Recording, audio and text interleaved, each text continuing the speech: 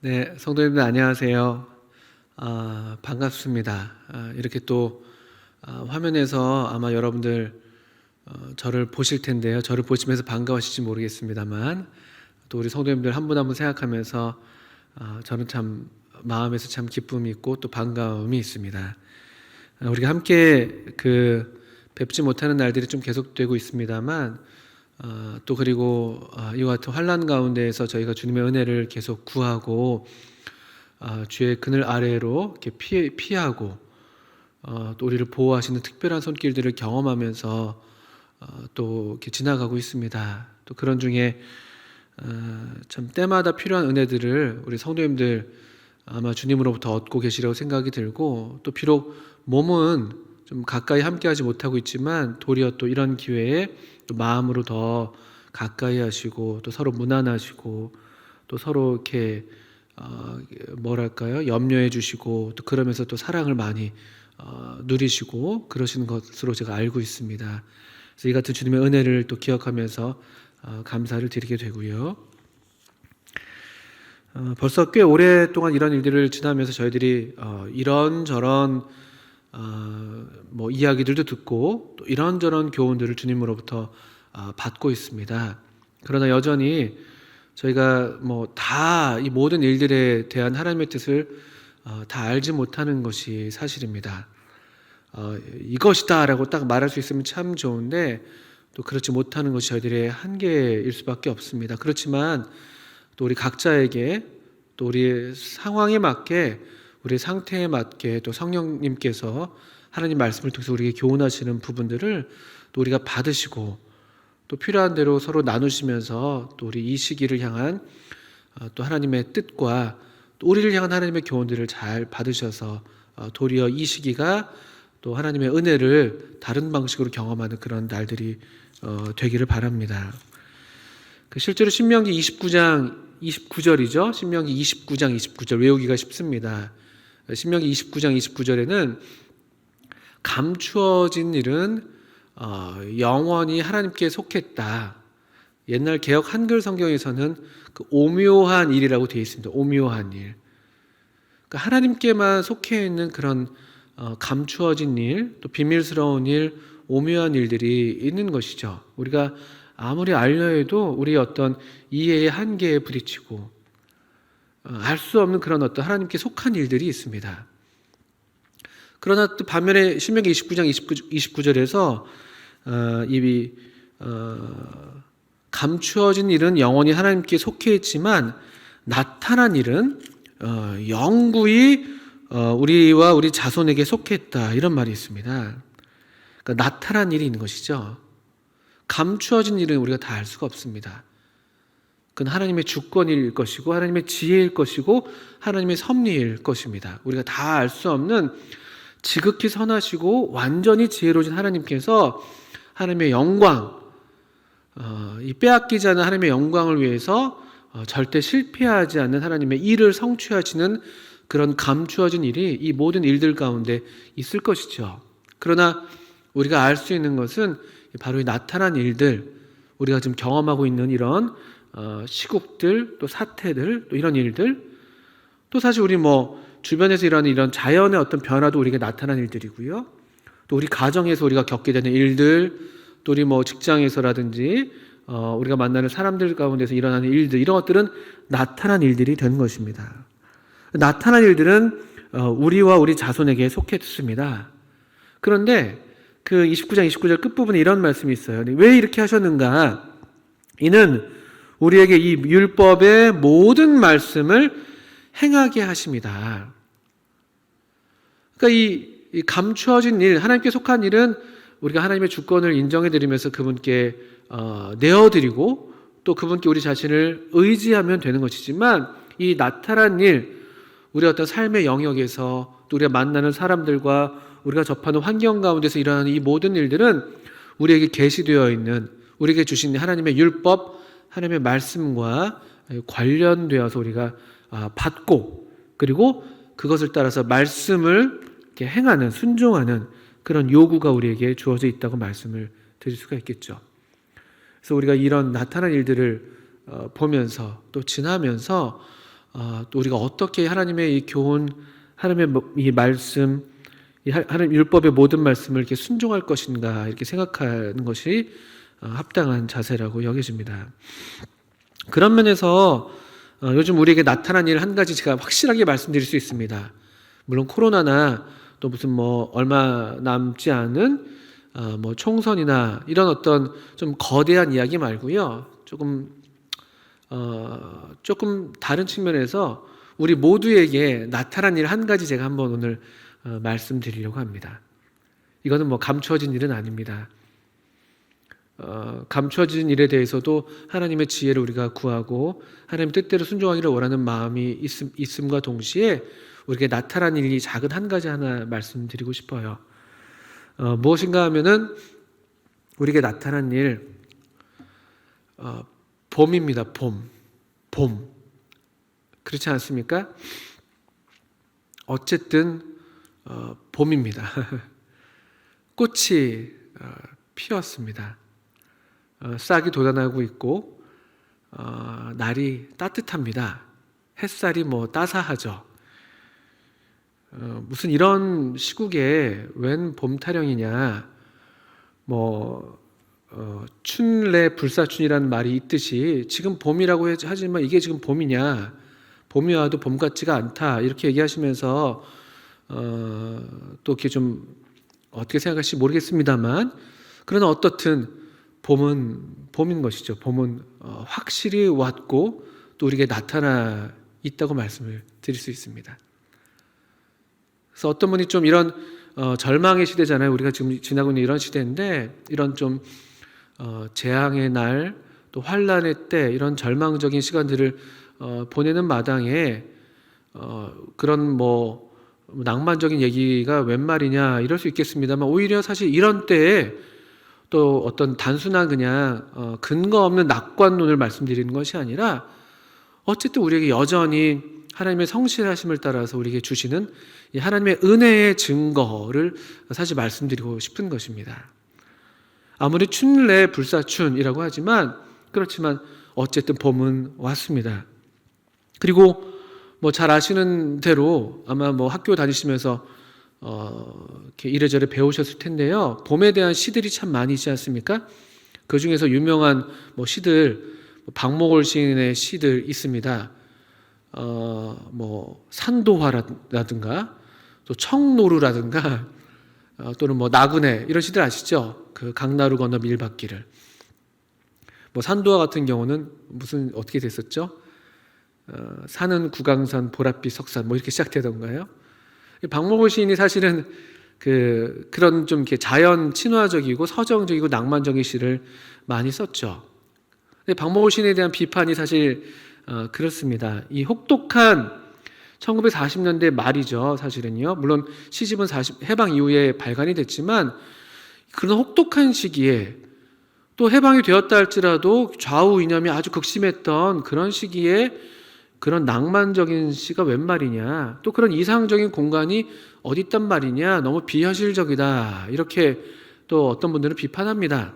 그렇지만 또 한편으로 의미가 있는 것은, 그와 같은 절망의 시기였기 때문에, 또 그같이 어두웠던 시기였기 때문에 우리 마음에 이 심겨져 있는 어떤 이런 소망, 또 이런 아름다운 공간에 대한 어떤 사모심을 또 이같이 거꾸로 표현함으로써 우리 마음을 위안하는 그런 사실은 이 효과도 있었던 것이 이 박목월의 시죠. 뭐 제가 박목월 시를 말씀드린 건 아닙니다만, 성경도 또 우리가 지금 우리가 나타내는 이 봄도 사실은 그런 면에서 비록 이런 혹독한 시간을 지나고 있지만, 그러나 여전히 우리를 향해서 참 변함이 없으신 하나님의 인자, 하나님의 자비, 이 영원한 사랑을 나타내는 하나의 표지 또는 하나의 작품이라고도 말씀을 드릴 수 있겠습니다. 이맘때 항상 생각나는 성경은 제게는 아가서 성경입니다. 아가서 전체라기보다는요, 아가서 2장에 우리 잘 알려져 있는 말씀인데, 한번 2장 8절부터 13절 말씀을 한번 좀 찾아 읽어보겠습니다. 아시는 대로 아가서 사랑의 노래 중에 노래, 참 지극히 아름다운, 또 서로를 너무나 기뻐하는 이런 남녀의 뭐랄까요, 사랑 고백이 담겨 있는 그런 시이죠, 시. 말 그대로 시입니다. 그 중에서 한 구절이죠, 한 단락이 되는데요. 아가서 2장 8절부터 13절까지 말씀이 되겠습니다. 제가 한번 찾으셨으면 한번 읽어보겠습니다. 좀 시처럼 읽어야 되는데 그냥 읽겠습니다. 내 사랑하는 자의 목소리로구나. 보라, 그가 산에서 달리고 작은 산을 빨리 넘어오는구나. 내 사랑하는 자는 노루와도 같고 어린 사슴과도 같아서 우리 벽 뒤에 서서 창으로 들여다보며 창살 틈으로 엿보는구나. 나의 사랑하는 자가 내게 말하여 이르기를 나의 사랑, 내 어여쁜 자야, 일어나서 함께 가자. 겨울도 지나고 비도 그쳤고 지면에는 꽃이 피고 새가 노래할 때가 이르렀는데 비둘기의 소리가 우리 땅에 들리는구나. 무화과 나무에는 푸른 열매가 익었고 포도나무는 꽃을 피워 향기를 토하는구나. 나의 사랑, 나의 어여쁜 자야, 일어나서 함께 가자. 봄이 되면 이 구절이 종종 또 생각이 나는 이유는 여기다 봄에 대한 묘사이기 때문에 그렇죠. 보시는 대로 2장 11절 같은 부분에서는 이 배경이 되는 계절이 나오고 있습니다. 아마 우리가 지금 누리고 있는 또 참 지금 우리가 만끽하고 있는 이런 어려운 중에도 그래도 우리가 어쨌든 좀 이렇게 조심조심하면서 우리가 그래도 누리고 있는 바로 이 봄의 풍경 아니겠습니까? 겨울도 지나고 비도 그쳤고 계절적으로 물론 지금 겨울이 지났습니다. 봄비가 한두 번 내렸었고요. 또 봄비가 내린 후에 또 다음날 풍경은 얼마나 더 참 맑습니까? 얼마나 더 참 더 파릇파릇하고 신선한가요? 이제 그런 어떤 우리 봄의 정경을 떠올리게 합니다. 겨울도 지나고 비도 그쳤다. 이 구절이 참 별것 아닌 구절인데 참 좋습니다. 그래서 어떤 분은 겨울은 한 번도 결코 단 한 번도 봄을 이긴 적이 없다. 이렇게 아주 역설하면서 오늘 우리가 지금 지나가고 있는 이와 같은 시기도 반드시 우리가 지날 것이다 라는 그런 소망을 또 얘기하기도 하죠. 저도 그렇게 믿습니다.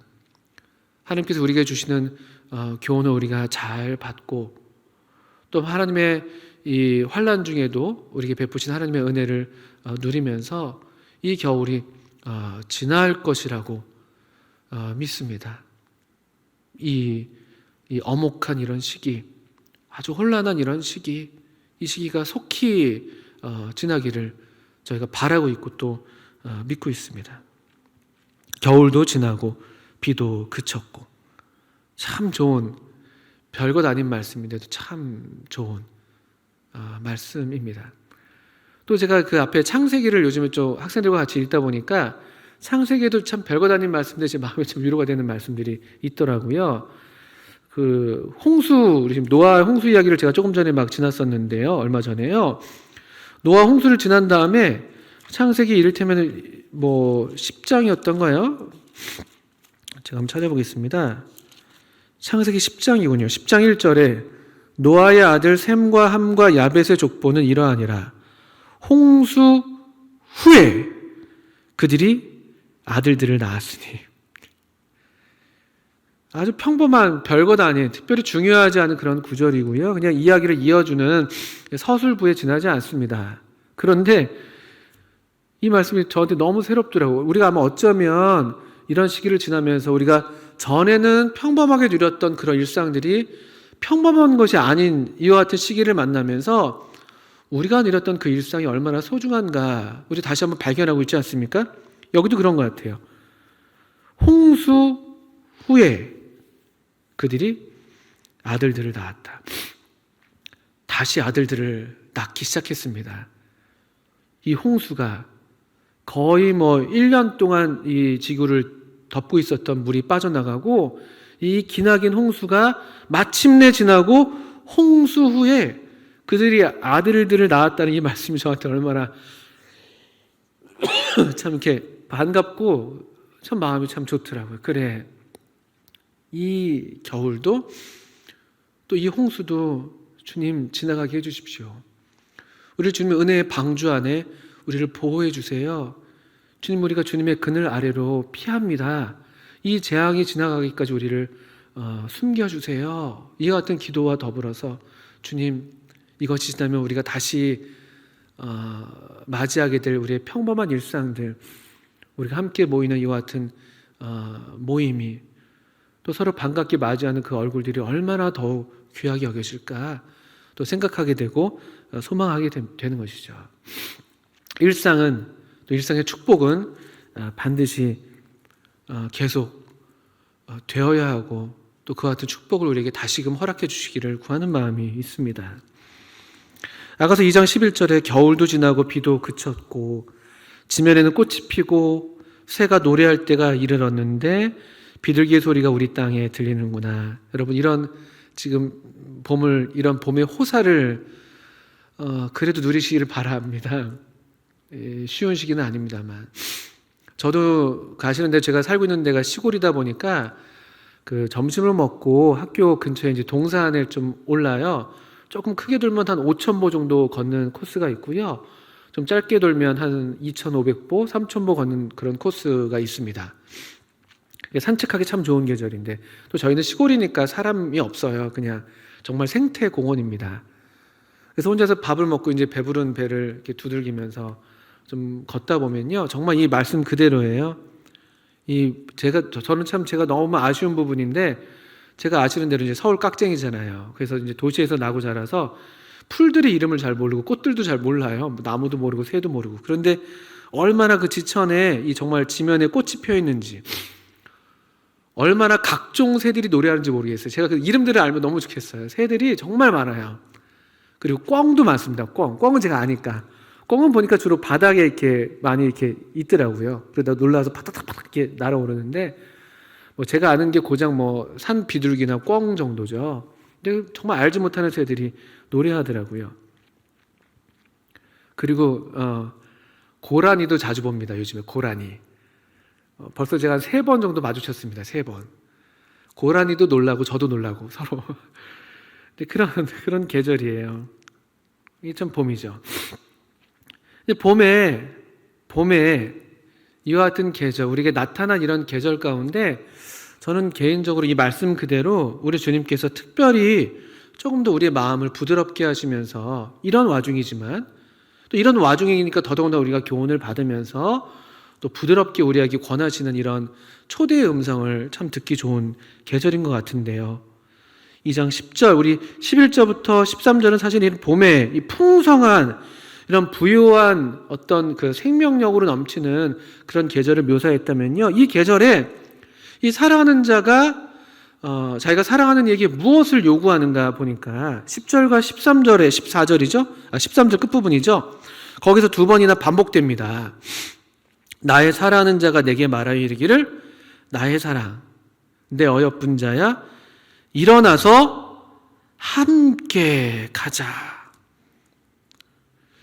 이게 어쩌면 이 시기에 어쩌면 우리의 지금 분주했던 삶이 조금 정지가 돼 있고 조금 느리게 걷는 그런 호흡을 가지면서 또 우리에게 나타난 여러 일들을, 좋은 일, 안 좋은 일, 이런 모든 일들을 우리가 바라보면서 우리에게 하신 하나님의 말씀이 무엇인가 참 귀 기울이기 좋은 이런 시기에, 또 우리에게 실제로 귀 기울이라고 이와 같이 우리에게 이런 일들을 허락하신다고 우리가 믿고 있는데, 이런 시기에 우리가 들어야 할 중요한 말씀이고, 또 어쩌면 이 시기에 정말 우리에게 하시는 말씀이라고 여겨지는 말씀이 바로 이 말씀입니다.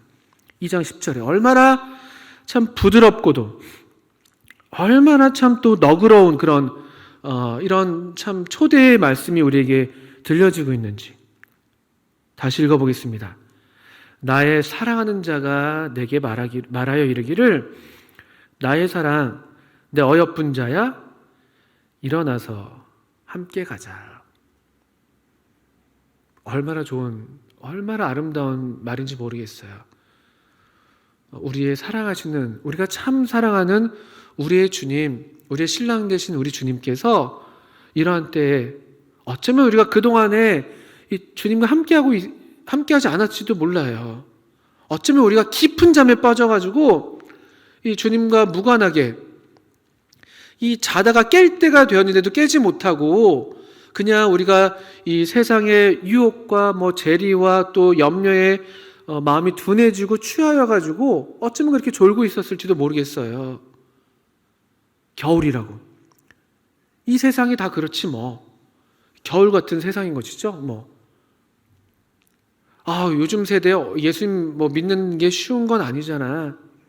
옛날에는 그랬을지 몰라도 요즘 같은 시대에는 요즘 얼마나 악한데 내가 이만큼만 하는 것도 괜찮은 거지. 이 정도 하면서 우리가 적당히 꾸벅꾸벅 졸고 있었을지도 모르겠어요. 뭔가 우리가 분주하게는 사는 것 같지만. 근데 어쩌면 우리가 이 주님의 초대, 이 사랑하는 이의 초대가 암시하는 것처럼 어쩌면 우리가 졸고 있을지도 모르고, 그리고 어쩌면 우리가 이 사랑하는 분과 함께하고 있지 못했을지도 모릅니다. 근데 참 감사한 것이죠. 우리의 사랑하시는 우리 주님께서는 여전히 우리를 사랑하셔요. 그래서 우리를 어떻게 부르십니까? 나의 사랑, 나의 어여쁜 자야. 주님의 사랑이, 우리를 향하신 주님의 사랑이 빛이 바래진 적이 없습니다. 주님은 완전한 사랑으로 우리를 영원부터 사랑하셨고 영원까지 사랑하시는 것이죠. 그 아드님을 사랑하시고 기뻐하시는 것처럼 우리를 사랑하시고 기뻐하신다는 이 놀라운 진리를 우리가 매주 우리 떡과 잔 앞에서 우리가 상기하게 되고, 또 성령께서 우리에게 그것을 깨우쳐 주실 때마다 얼마나 놀랍습니까? 이처럼 참 사랑스럽지 않은 우리를, 이처럼 보잘것없는 우리를 이 전능하시고 천지를 만드신 하나님 아버지께서 하나 부족함이 없으신, 우리를 필요로 하지도 않으실 정도로, 필요로 하지 않으셔도 될 만큼 충분히 자족하신 우리 하나님 아버지께서 여전히 우리를 기뻐하시고 사랑하신다는 이 사실이죠. 참 놀라운 말씀입니다. 나의 사랑, 내 어여쁜 자야. 얼마나 이 사랑이 놀랍습니까? 이 사랑은 어떤 것으로도 끊을 수 없다고 사도 바울도 확신에 차서 선언했던 것을 우리가 로마서 8장에서 우리가 알고 있지 않습니까? 누가 우리를 그리스도의 사랑에서 끊으리요? 그래서 우리를 인간적인 수준에서 사랑을 어떤 단절하게 만드는 그런 어떤 일들이 있잖아요. 어려운 일들, 고난들, 역경들. 우리가 아무리 서약하지만 참 그 어려운 그런 순간들이 오는 그런 어려움들을 쭉 얘기한 다음에도 사도 바울은 다시 확신에 차서 우리 주 그리스도 예수 안에 있는 하나님의 사랑에서 끊을 수 없다라고 선언하는 말씀, 우리가 로마서 8장에서 잘 알고 있습니다. 참 놀라운 말씀. 우리가 확신할 수 있는 말씀, 우리에게 나타나 있는 이 말씀들. 왜 이런 일을 허락하시는지 우리가 다 알지 못합니다. 그건 오묘한 일이에요. 그건 감추어진 일들입니다. 우리가 성령님을 의지하면서 그 뜻을 구할 따름이죠. 그러나 여전히 어제나 오늘이나 또 영원토록 우리에게 확실하게 나타나 있는 일 한 가지. 나의 사랑, 나의 어여쁜 자야라고 부르는 것처럼. 이건 변하지 않는 것이죠. 또 우리 주 그리스도 예수 안에 있는 하나님의 사랑에서 끊을 수 없다는 이와 같은 사랑, 아드님을 통해서 확증해 주신, 우리가 아직 죄인 되었을 때 우리를 위해서 죽어주심으로써 확증해 주신 그 사랑, 이런 것들은 너무나 확실하게 우리에게 나타난 일들입니다. 이 나타난 일들 덕분에 이 계절을 빌려서 또 계절과 더불어서 우리를 초대하시는 이 부드러우면서도 단호한 이와 같은 사랑의 초대, 또 이 사랑의 초대 가운데 여전히 우리를 나의 사랑, 나의 어여쁜 자라고 부르시는 이 확실한 말씀들, 이 모든 나타난 일들이 우리로 하여금 다시 이 하나님의 말씀으로 돌아오게 만드는 것이죠. 우리가 어디로 가야 되겠습니까? 이와 같은데 더더욱 우리가 어디에 우리가 피할 때가 있겠어요?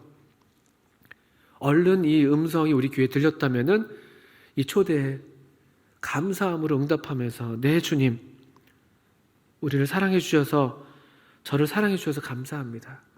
오 주님, 이 잠자고 있던 제 영혼을 깨워 주셔서 감사합니다. 제게 일어나라고, 지금은 자다가 깰 때라고, 이 어둠의 일을 벗어버리라고, 육신의 일을 도모하지 말라고 그렇게 저를 깨워주셔서 감사합니다. 저로 그리스도로 옷을 입혀주셔서 감사합니다. 주님, 제가 새롭게 주님으로 덧입고 싶습니다. 잘 때 입었던 그 잠옷이 아니라 그 구질구질하고 좀 꾸깃꾸깃했던 그런 어떤 과거의 어둠의 일이 아니라 이제 지금 제가 빛의 갑옷을 입고 싶습니다. 주님께서 입혀주시는 이 찬란하고 영광스러운 빛으로 제가 다시 덧입고 우리 주님으로 덧입고 싶습니다. 제가 주님과 함께 일어나기를 원합니다. 주님 저를 이끄시는 대로 함께 가기를 원합니다. 이와 같은 응답으로 우리가 참 주님의 손을 붙들 수 있다면, 이런 초대에 우리가 응할 수 있다면 얼마나 주님이 바라시는 바일까요? 이건 우리 10절과 13절 끝부분에 두 번이나 반복되어 있는 그런 말씀이잖아요. 우리 문학에서 말하면 이제 보통 이거 수미상관 이렇게 얘기합니다. 맨 앞과 뒤가 이제 똑같아가지고 의미를 더 강조하는 것이죠. 여기서 포인트는 물론 봄의 아름다움도 우리에게 얘기해주고 있지만 이 봄의 이 아름다움을 빌어서 우리를 부르시는 주님의 초대, 주님의 음성이 아주 중요한 강조점이라는 것을 우리가 알게 되죠. 또 그 앞서서 우리 9절, 제가 조금 순서를 오히려 거꾸로 가고 있네요.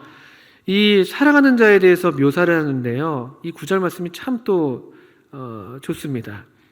내 사랑하는 자는 노루와도 같고 어리 사슴과도 같다. 그리고 또 내 사랑하는 자는 그래서 우리 벽 뒤에 서서 창으로 들여다보며 창살 틈으로 엿보는구나. 어쩜 이게 또 지금 우리의 모습일지도 모르겠다 생각이 들어요. 벽이 있잖아요. 벽이요. 벽. 우리 지금 삶의 어떤 그런 한계들. 또 사실 이것이 쉬운 건 아니잖아요. 우리를 둘러싸고 있는 우리 사방으로 우겨싸는 것 같은 그런 지금 어려운 시기를 지나시는 분들도 계실 것 같아서 마음이 참 안타깝고 또 그런 기도를 같이 하고 있습니다. 특별히 우리 중에 자영업을 하시는 우리 성도님들 많이 계신데 지금 아주 좀 어려운 이런 어떤 벽을 만나고 계실지도 모르겠어요. 그런데 이 벽 때문에 벽이 있죠. 근데 벽 때문에 잘 안 보이지만 또 벽 때문에 막혀 있는 것처럼 보이지만 이 9절 말씀 보니까요. 그 벽 뒤에 이 사랑하는 자가 서 계시다. 그리고 그분께서 여전히 우리를 지켜보고 계신다. 이게 또 우리 이런 벽으로 둘러싸인 것 같은 이런 시기를 지나는 우리에게 위로가 되는 말씀이 아닌가 생각이 듭니다. 우리 물리적인 정말 이런 그 벽, 어떤 한계를 우리 의미할 수도 있겠고요. 또 우리 인간 이성의 벽도 있잖아요. 우리가 이해할 수 없는 이런 일들, 우리가 다 알 수 없는 이런 일들을 당하면서, 그렇지만 이 우리를 사랑하시는 분께서, 우리 사랑의 주님께서 이 벽 뒤에 서서 우리를 지켜보고 계십니다. 지켜보시면서 계속 우리 귀에 우리에게 말씀하시는 것이죠. 속삭여 주시는 것이죠. 그 벽 뒤에서 내가 널 사랑한다. 너는 여전히 나의 사랑하는 자야. 내가 너를 참 귀하게 여긴다. 내 어여쁜 자야. 벽 뒤에 내가 있어. 내가 이 만사를 주관하고 있어. 때와 시기를 내가 명하고 다스리고 있어. 이 벽이 가로막혀 있는 것처럼 보이지만 그렇지 않아. 내가 여기 있어. 내가 너를 항상 지켜보고 있어. 너는 언제나 나의 사랑하는 자야. 내가 너를 어여삐 여겨. 이와 같은 부드러운 음성으로 우리에게 지금 또 이렇게 우리에게 응원해 주시는 것 아니겠습니까? 또 그런 응원의 말씀으로 우리 성도님들 귀에 들리면 참 좋겠습니다. 사랑하는 자가 벽 뒤에 서 있다. 그런데 이런 우리에게 나타난 일이라 할지라도 이렇게 나타난 일들이 있는데 또 이런 이 벽도 나타난 것일 수도 있고 또 이런 어떤 봄의 풍경도 다 나타난 것일 수 있죠. 좋은 것도 그렇고 안 좋은 것도 그렇고 우리에게 나타난 일들입니다. 그 나타난 일들 속에서 우리를 향하신 우리가 지켜야 될 우리가 따라야 될 이 하나님의 말씀은 그럼 어떻게 들을 수 있는가? 저는 사실 요즘 같은 때가 정말 우리가 하나님 말씀을 듣기에 좋은 때라는 생각을 합니다. 왜냐면 고요하니까요.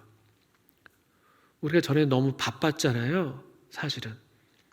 이게 불행이지만 우리한테 이게 꼭 좋은 것만은 아니지만 그렇지만 또 화가 또 복이 될 수 있는 것이죠. 어떤 분이 이런 글을 썼더라고요. 그 백석대학교의 최영삼 교수님이라는 분이신데요. 이런 코로나 사태를 지나면서 우리에게 어떤 좋은 질문을 던졌는데 이런 말을 했습니다. 요즘 이런 코로나 사태 때문에 이탈리아에 있는 베네치아의 수로가 관광객이 사라진 덕에 많이 맑아졌다고 한다. 공장 연기로 오염된 중국 도시들의 대기가 유례 없이 깨끗해졌다고 한다. 인도의 어느 해변에서는 사라졌던 거북들이 수만 마리의 새끼들을 낳았다고 한다. 자연은 덕분에 쉬고 또 회복 중이다.